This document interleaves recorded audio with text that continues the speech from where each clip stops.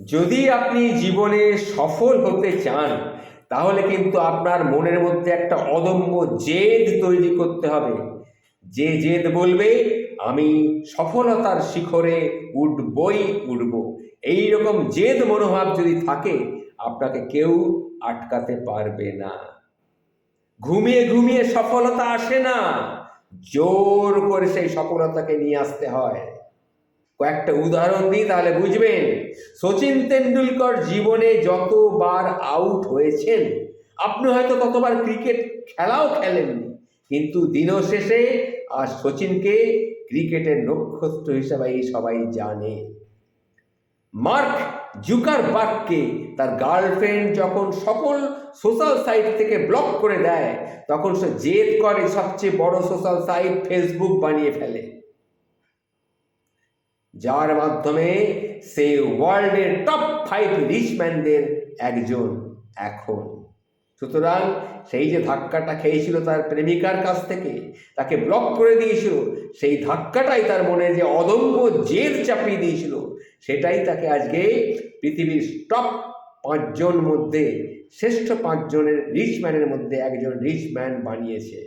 আর আপনি হলে কি করতেন? সেভ করা ছেড়ে দিয়ে বসে বসে সিগারেট টানতেন আর বলতেন বেঁচে থেকে আর কি লাভ, বেঁচে থেকে আর কি লাভ, আমার প্রেমিকাই আমাকে ছেড়ে চলে গেছে। তাই তো? না, তা কিন্তু না। এই যে অদম্য জেদ আমাকে করে দেখাবার কিছু জেদ, এটা কিন্তু আরো একজন এনেছিলেন। তিনি কে? Thomas Alva Edison. একটা বৈদ্যুতিক বাতি আবিষ্কার করতে গিয়ে যতবার ব্যর্থ হয়েছেন এই পৃথিবীর ইতিহাসে কেউ তত বছর হয়তো বাঁচেও নি। 999 বার ব্যর্থ হয়েছেন তিনি। আর আপনি? সফল হওয়ার আগে প্রশ্ন করুন নিজেকে, কতবার আপনি চেষ্টা করছেন, কতবার আপনি চেষ্টা করতে পারবেন। সাইকেল গ্যারেজে কাজ করা ব্রাইট ভাতৃদ্বয় প্ল্যান করে যতবার চেষ্টা করেছে বিমান ওড়াতে, বারবার ব্যর্থ হয়েছেন। আপনি ততবার প্ল্যান করে পাখি ওড়ান দেখেন দেখি, একটা পাখিকে ততবার প্ল্যান করে ওড়ান দেখি, তবু তিনি বিমানটা আবিষ্কার করেই কিন্তু ছেড়েছিলেন।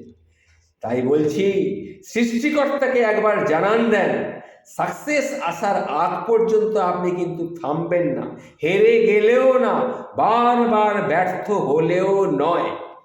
ছোটবেলায় যেভাবে হাঁটতে না পারলে বারবার চেষ্টা করতেন, বারবার পড়ে যেতেন, ব্যথা পেতেন, আবার উঠে দাঁড়াতেন, কান্নাকাটি করতেন, আবার উঠে দাঁড়াতেন, বারবার দেয়াল ধরে ধরে হাঁটতে হাঁটতে হাঁটতে হাঁটতে একসময় কিন্তু আপনি হাঁটা শিখেছেন। এখন সময় এসেছে আবার দাঁতে দাঁত চেপে নাছোড়বান্দার মতো লেগে থাকার।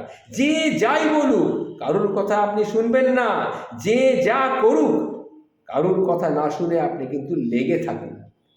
বাকিটা দেখবেন সিস্টেমেটিক্যালি স্রষ্টা আপনাকে ঠিক দিয়ে দেবে। আপনি নিজে আগে চেষ্টা করুন, তারপর দেখুন না স্রষ্টা আপনাকে, ঈশ্বর বা আল্লাহ আপনাকে দেন কি না, সেটা দেখুন।